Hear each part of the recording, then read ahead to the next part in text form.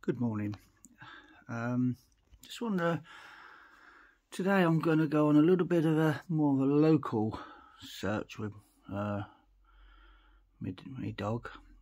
A lot of controversial things about pumas, especially on the outskirts of Plymouth. Dartmoor Zoo goes back some time. A lot of stories, a lot of speculation about animals being let loose before the changeover to Benjamin Me.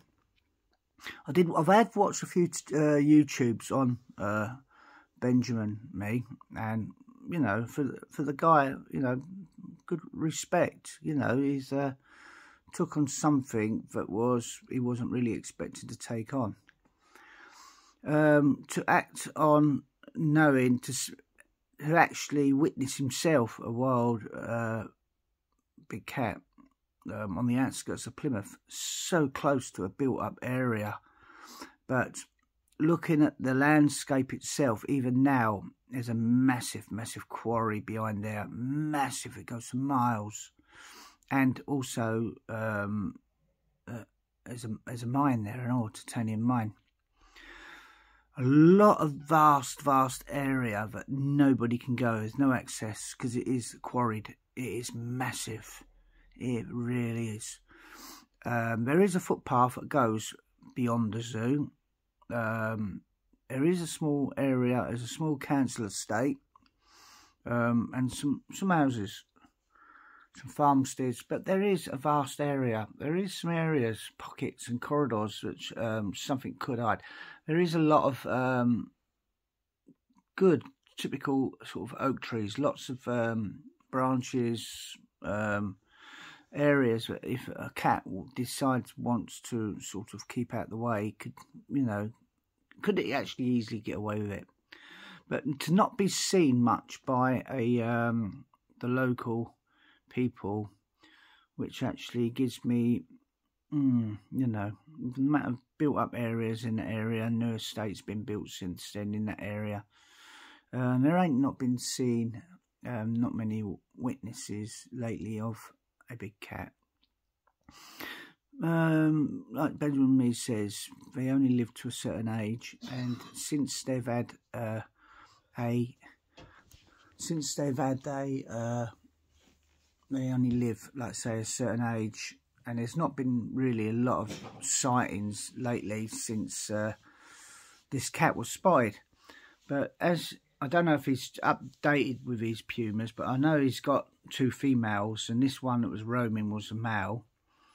Pumas are not like a lynx. It's a pretty big cat, really. To see a massive cat like a puma, which could take an animal, could take a child, where a lynx is more likely to run. It's a very smaller cat, but very agile.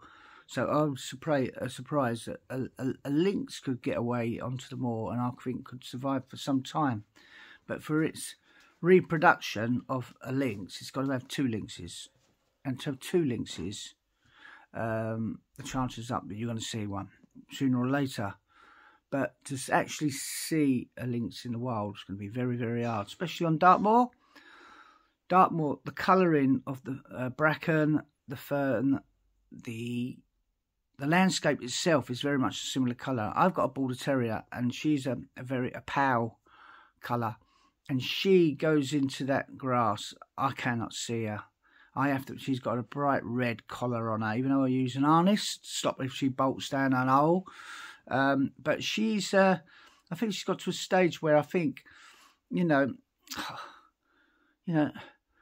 well, I'm still, again, I'm not saying there isn't, but I'm not saying there is. But I need a bit more proof, and a bit more proof is to find a bit more evidence. Footage, again, can be edited. Footage with technology today, with digital, it can be interfered with. Things can be enlarged within a picture. But I would like a bit more proof, and to find proof, you've really got to find a body, actually. But by then you haven't got a lynx then, because you found a dead body. So So what I'm going to do, anyway, I'm going to have a look around today, have a scout around, sort of like the area of the Dartmoor Zoo, to see how feasible it is for a cat to survive in that area now. So anyway, keep in touch and subscribe. And if you subscribe, you can see me updates on YouTube of all the places I go and what I do.